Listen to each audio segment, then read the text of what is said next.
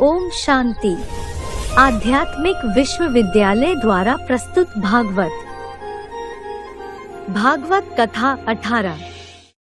लखनऊ की 22 वर्ष की पल्लवी पांडे ने 12वीं कक्षा पास होने के बाद मेडिकल के क्षेत्र में अपना करियर बनाना निश्चित किया था और उस ओर कदम बढ़ाते हुए उसने एंट्रेंस एग्जाम भी दिया था। रिजल्ट डिक्लेयर होने से पहले ही पल्लवी पांडे अपनी पढ़ाई छोड़कर आध्यात्मिक पढ़ाई पढ़ने आध्यात्मिक विश्वविद्यालय की तरफ तन और मन से भागी और शुरू हुई एक नई भागवत कथा। पल्लवी के पिताजी किसी अन्य धार्मिक शिक्षा पर आस्था रखने वाले थे, इसलिए उन्होंने पल्लवी का आध्यात्मिक विश्वविद्यालय की शिक्षा ग्रहण करने के लिए हमेशा विरोध किया। जब स्त्री के धर्म ज्ञान लेने की बात आती है, तब भारतीय संविधान में प्रदान किए गए धार्मिक स्वतंत्रता के अधिकार को इस पुरुष प्रधान संस्कृति में हमेशा कुचला जाता है। ऐसा ही कुछ हो रहा था पल्लवी के साथ भी, लेकिन हिम्मते बच्चे मददे बाप भगवान। पल्लवी ने हिम्मत की और अपने माता पिता के बंधनों को तोड़कर अपनी स्वेच्छा से दिनांक 10 मई 2016 को वह विजय विहार स्थित आध्यात्मिक विश्वविद्यालय में दाखिल हुई और अपने उक्त निर्णय को बयां करते हुए उसने आध्यात्मिक विश्वविद्यालय में शपथ पत्र सौंपा तथा आने से पहले पल्लवी ने थाना प्रभारी गुडम्बा पुलिस थाना व एसएसपी लखनऊ को पत्र लिखकर यह सूचित किया कि वह अपनी स्वेच्छा से आध्यात्मिक विश्वविद्यालय में शिक्षिका के रूप में दाखिल होने जा रही है। उसके बाद पल्लवी के माता पिता व अन्य रिश्तेदारों ने विजय विहार दिल्ली आध्यात्मिक विश्वविद्यालय आकर पल्लवी के ऊपर दबाव बनाकर व धमकाकर उसे जोर जबरदस्ती ले जाने की कोशिश की, लेकिन पल्लवी अंगद के समान अपने निर्णय पर अचल अडोल व अडिग रही।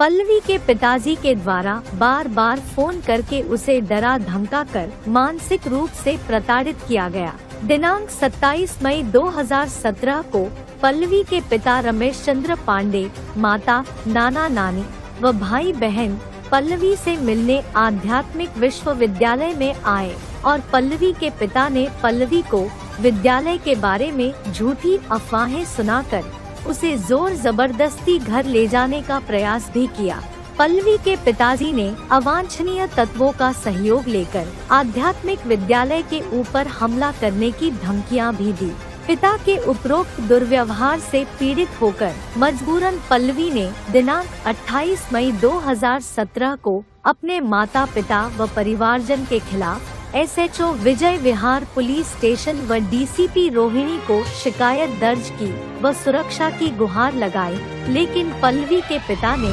दिनांक 31 मई 2017 को उच्च अधिकारियों को एक झूठी शिकायत दर्ज की, जिसमें आध्यात्मिक विश्वविद्यालय के लोगों द्वारा उनकी बेटी को अपहरण करने का आरोप लगाया और यह भी आरोप लगाया कि इस विद्यालय में और भी कई लड़कियों को बंधक बनाकर रखा गया है व उन सभी को ब्लैकमेल कर प्रताड़ित किया जाता है। उपरोक्त शिकायत पर दिनांक 24 जून 2017 को इंस्पेक्टर विपनेश तोमर द्वारा कार्यवाही करते हुए पल्लवी के बयान दर्ज किए और यह पाया गया कि वह 22 साल की वयस्क कन्या है और उसने अपनी मर्जी से आध्यात्मिक विश्वविद्यालय में दाखिला लिया है व वह अपनी स्वेच्छा से ही विद्यालय में रह रही है और उसे व्यर्थ ही उसके माता पिता द्वारा परेशान किया जा रहा है। सच में यह समाज की कैसी रीति है जहां नारियों को दिन रात शोषित किया जाता है।